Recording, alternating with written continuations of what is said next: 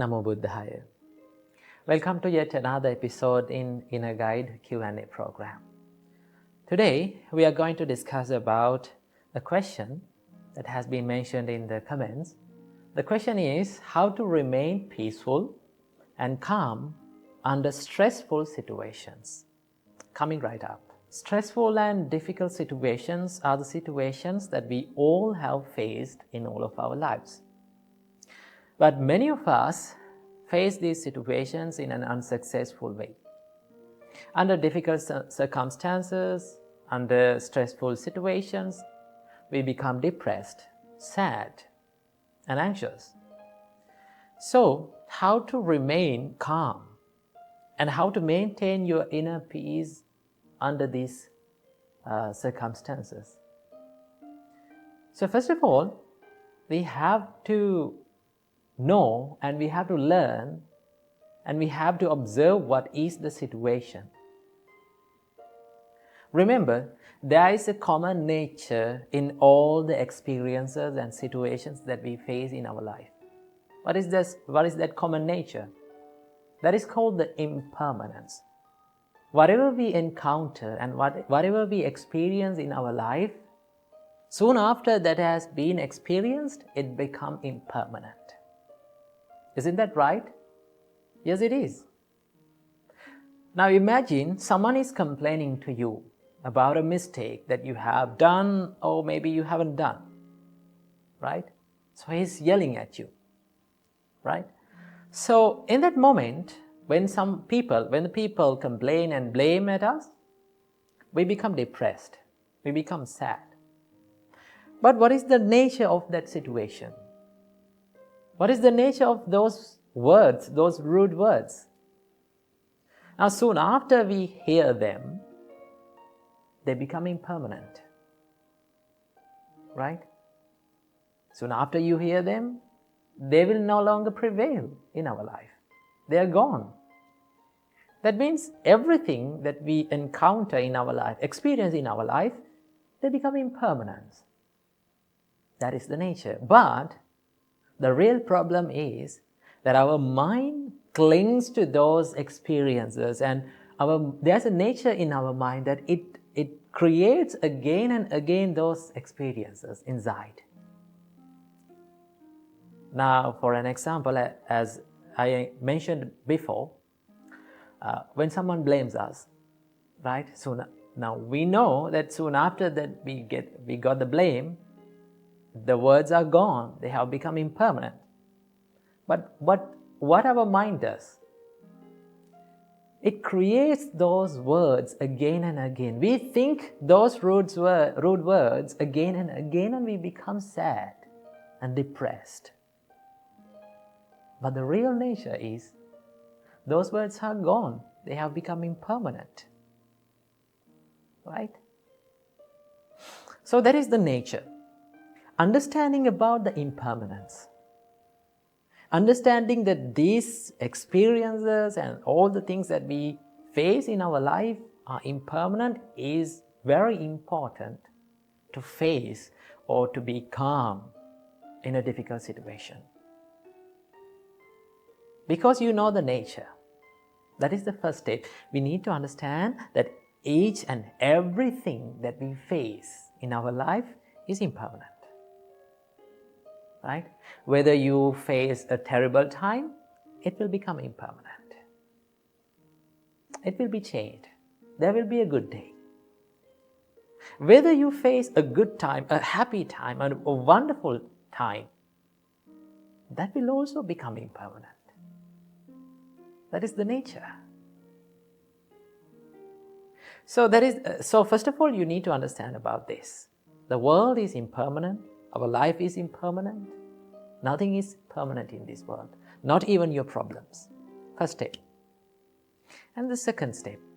Whenever you are in a difficult situation, whenever you are in a terrible moment, you need to practice some practices or to do something to remain peaceful and maintain your peacefulness and think of a solution to solve this problem.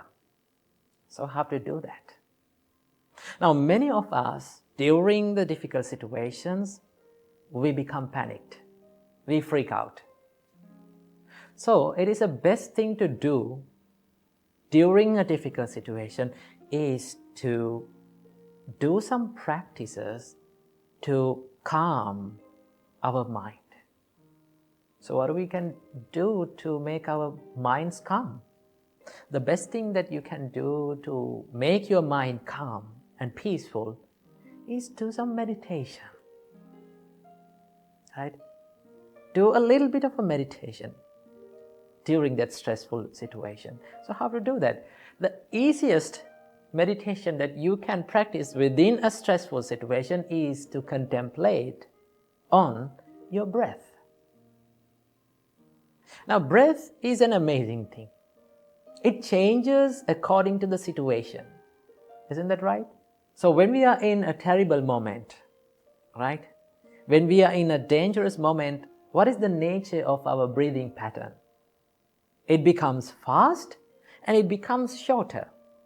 We take short and fast breathing patterns, right? So, what is the nature of our breathing pattern? That when we go to sleep, what do we do normally? I think most of you have experienced this. When you go to bed and when you lie down, you take a deep breath in and let it go. That is a sign that your body shows that you are going to rest. So if you need to become peaceful and serene and tranquilized, you need to restructure your breath. So in a difficult and terrible and stressful situation, just take deep breaths in. You can do it. Breathe in deeply and let it go. And contemplate on the pattern of your breathing. Now you can do this, but this needs a little bit of a practice. Right? You cannot do it without a practice. First of all, you need to practice this. Now some people may question, now I cannot do this in a difficult situation. Yes, you cannot do it because you don't have that practice. First of all, you need to practice this contemplation and this practice where there is no stressful situations. Right? That is the thing. The nature of these practices is that if you do it whenever there is no problem, then it will help you to practice that way or the situation or that remedy during a stressful situation. There's a great saying that it says, if you sweat during the times of peace, you will bleed less during the times of war. That means if you practice during the times of peaceful situations and where there is no stressful situations, it will help, that practice will help you to face the difficult situations. So, practice at least 5 minutes a day to contemplate on your breath. Right? You can feel the way that you are breathing. Right? It will help you to tranquilize your mind. Supreme Buddha said, Vitakku paccedaya anapana sati bhavetappa.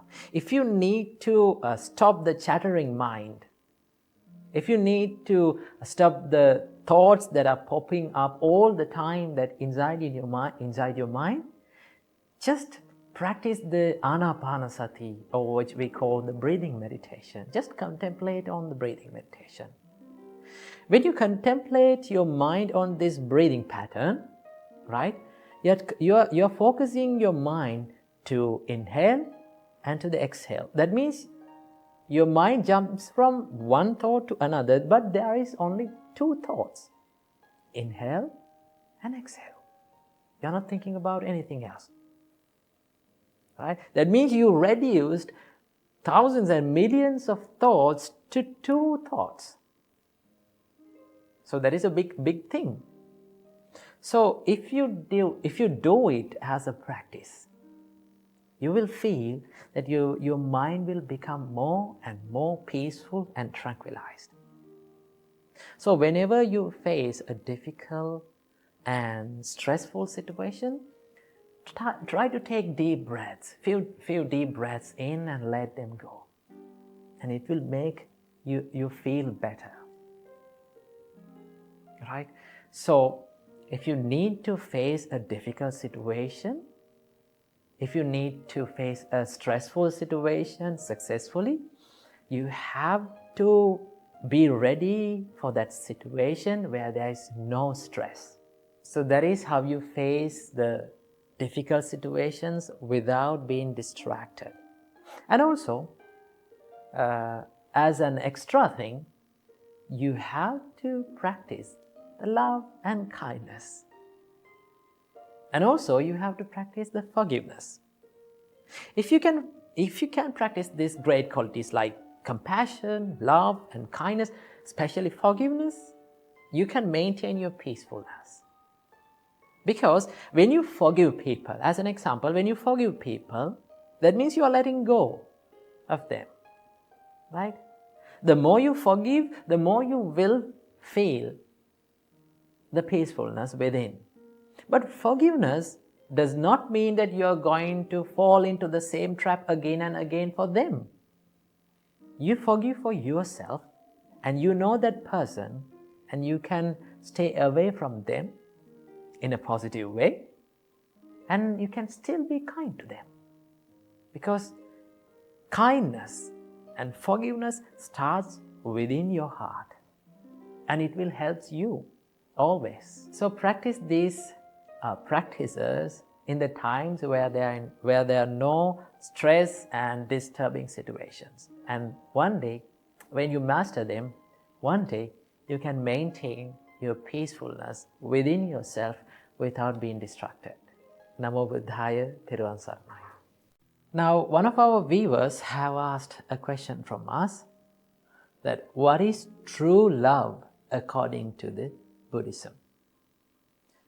Well, when we talk about the topic love, remember, as humans, as beings in this world, we all seek love and affection in our life, right? All living beings needs love to live. So when we talk about the topic love, it is a vast and a broad topic, right?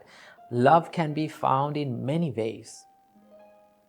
But the basic and the base for all these kinds of love is the kindness and the compassion. But most oftenly, people may misunderstand the love and the attachment. Right? When we come to the topic of love between the partners, the male and females, boys and girls, many of the boys and girls, they doesn't know what is true love and what is attachment. Now there is a distinct difference between true love and attachment. So what is that difference? Well, when someone loves another person, he will say, I need you to be happy by being with me. Right? In the other hand, if someone being attached to some person, he will always say that why are you not making me happy? Right? So there is a big difference between these two expressions. When someone loves another person, he will say, I need you to be happy by being with me. That means you are trying to give something to someone. Right? You always try to give the happiness to a person. But if you are being attached to someone, right? If you are developing lustful ideas towards someone, your mind will say, why are you not making me happy? You need to make me happy. So that is based on the selfishness, right? The true love is based on unselfishness, right? In the true love, there are many things, many good assets. There are the love, kindness, compassion, patience. These are the basic qualities that leads to the true love, right? If you're loving someone, you need to be kind to that person. You need to be compassionate to that person. You need to feel the sadness of those people. Now, when we talk about the topic compassion, compassion means to suffer with other people. That means if you can feel the pain that is hidden inside the people's life, if you can feel and become empathy, you can feel the empathetic feeling about them, then that is called compassion. If you can share the pain that is in another person with you, then that is compassion. So in true love, you need to have that sharing ability. And also, you need to have the kindness. You need to always wish the well-being of that person. Right? You need always to wish the good of that person. That is how you love truly. Our great teacher Supreme Buddha gave a wonderful explanation for the love. Supreme Buddha said, Mata yatan yang puttang ayusa eka putta manurakhe. As a mother who loves her only child, you should spread that same love to every person in this world. So when we talk about mother's love, parents, they does not expect anything from us. Instead, they love us. Now, when we were small, right, we were doing so many terrible things to our parents, right? Have you seen that the babies do so many terrible things to their parents, right? They drag from their hair, they pinch them, they cry, they yell, but yet the parents still love their children. So when someone is truly loving someone, it's like they're holding them firmly and they're nurturing them, right? But if you are attached to a person, you always expect the things from others, right? You always expect the things that fulfill your desires, right? When someone is attached and when someone is being lustful for someone, that means he's always expecting to fulfill every fulfillment and desire from that person. You're not trying to give something, always you are trying to get something from that person, right? It's like you're holding on to something tightly, right? Suppose you are drawing a cow or a bull. You are holding that cow or a bull from a rope. So when that animal tries to escape, what you are doing is you are holding it tightly, right? The more you hold it tightly, you are the one who is getting hurt, right? You are the one who is getting hurt. If you can let go, what will happen? You are not getting hurt anymore. So when you are being attached to a person, you will always get hurt. And you will never fulfill your desires, because desires and sensual desires, they never get fulfilled. We cannot make ourselves satisfied from those things. Okay? So that is what you call the attachment. In attachment, you hold on to things tightly. There is a great quote that describes about love. If you like a flower, right? If you like a flower, you will pluck that flower. But if you love a flower, you will water the plant, that flower plant. So if you love someone, what you have to do, you have to say that I need you to be happy with me, right? I always wish the happiness of your life. If that happiness includes me, that is better. But if it is not, in that case also, I need you to be happy. That is how you love truly. And that is the difference between the true love and the attachment, right? In true love, you don't expect anything from the person, but still you try to give the happiness to them. In attachment, you always expect the things from people, and still you will never be satisfied from them. So choose to love the people correctly. If you choose to love people correctly, then you will be a peaceful person throughout your life. Namo Buddhaya, Theruvan Saranam. Namo Buddhaya. Welcome to today's video. In today's video, we are going to take a look at the concept of karma according to Buddha's teachings. Now, when you hear the word karma, the first question that comes to your mind is, what is karma? What is the meaning of this word? Well, if you take a look at the definition of karma, it gives the meaning of action, right? But in Buddhism, it is more than action. The Buddha said it is intentional action is the karma. In Nibbedika Sutta, Buddha explains this as Chetanahang bhikkhave kammang vadami chetayitva kammang karoti kayena vachaya manasa. Monks, I say that intention is the action, or intention is the karma. And intentionally or willingly, one performs actions or karma either physically, mentally, or verbally. That means that intention, chetana, or the intention, plays a greater role behind our karma.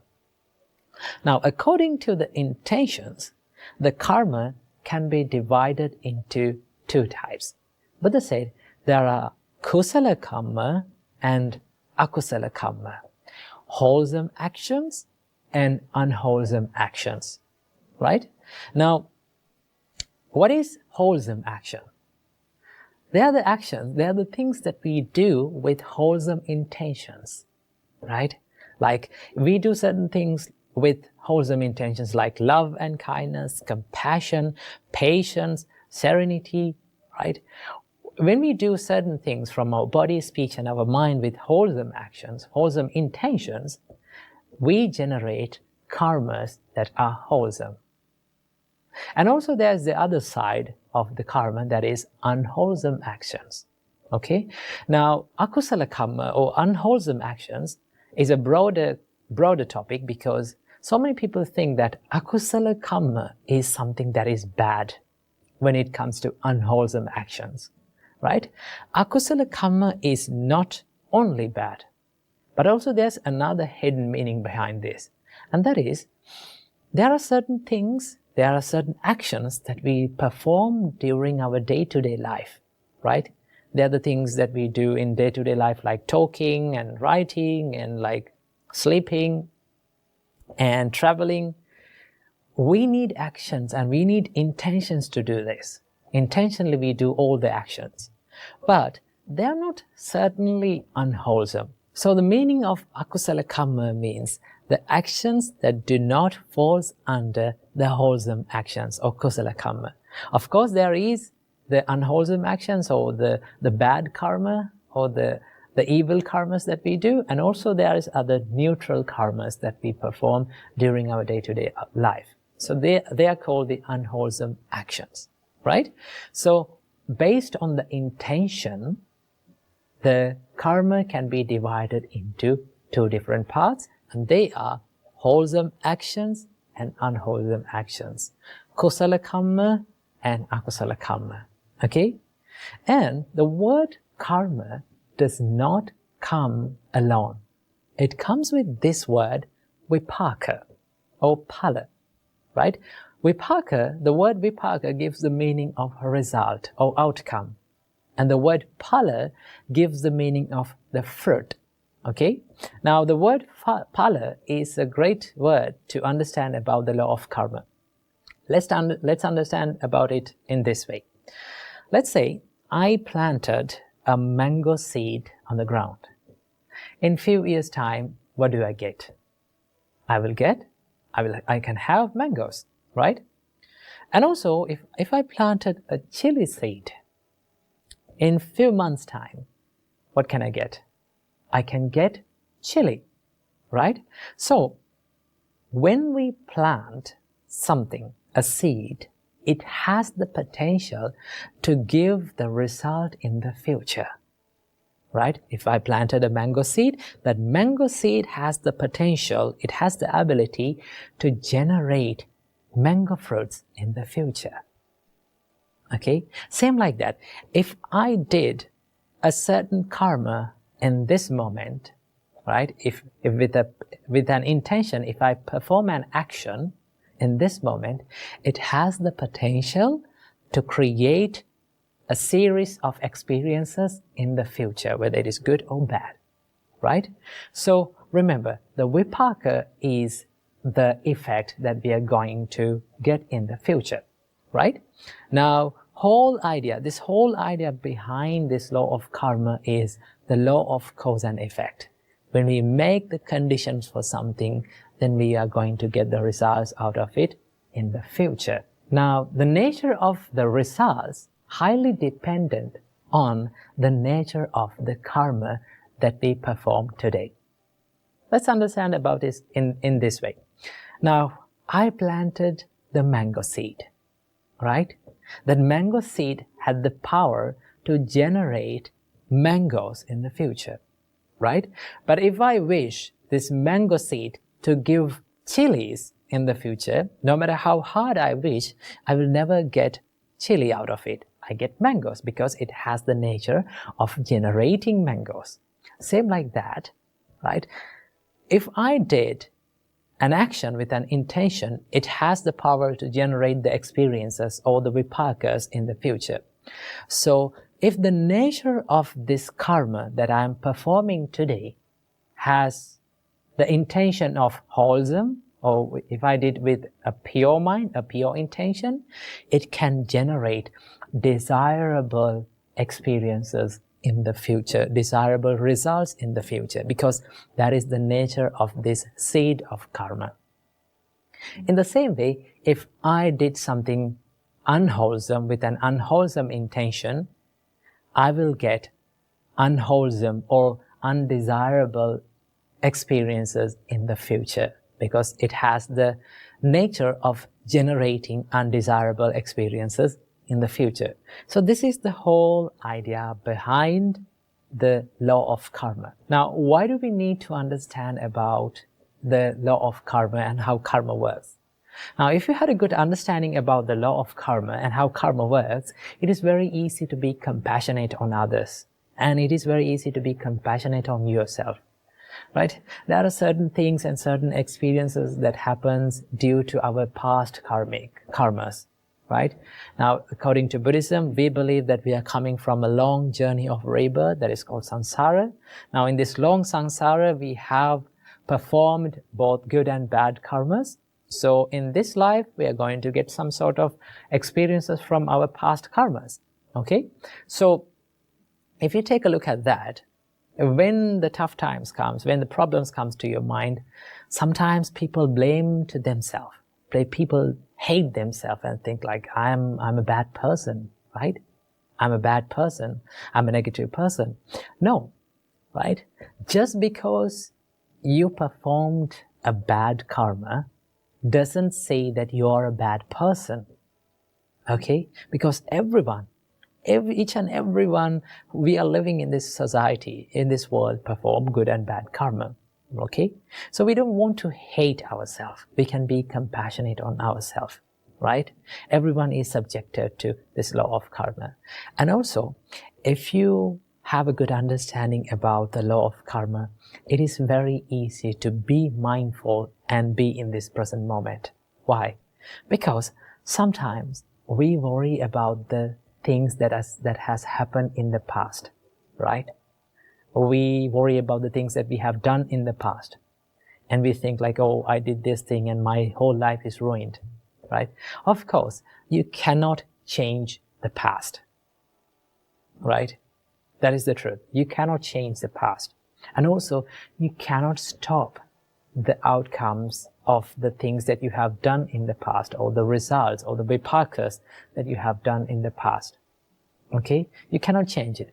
What is within your control and what you can change is this present moment. And if you become mindful about this present moment, then you can create good karma, not the bad ones. So I hope you got a little understanding about the karma and how it works. So until next video, stay happy and stay safe. Namo Buddhaya.